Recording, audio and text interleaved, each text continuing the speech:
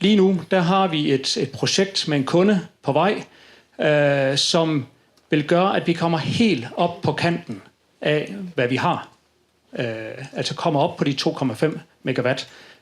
Og det vil betyde, at vi kan ikke gøre yderligere.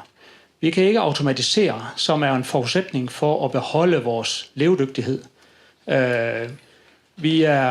Vi mangler også arbejdskraft, så hvis vi skal blive ved, og hvis vi skal udvikle os, så trænger vi en højere grad af automatisering.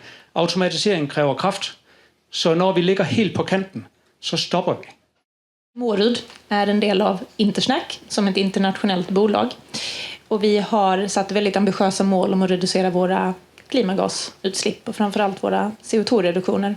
Ska vi nå våra mål och bidra till att minska påverkan på omgivningen och miljön så måste vi lägga om produktionen.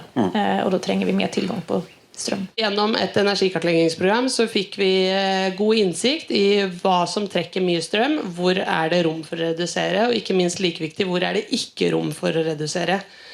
Og da så vi jo at en av de store energibærerne hos oss var ventilasjonsanlegget blant annet.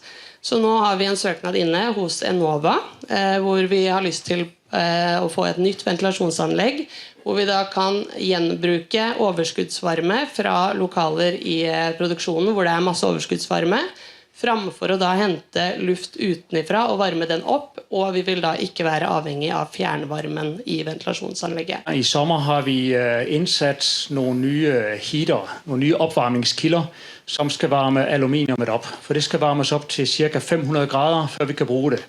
Og de nye heater-ovne, vi har sat op, de sparer 2,4% af vores samlede energiforbrug. Så de reducerer behovet for kraft. Og det er jo et godt tiltag på den vej.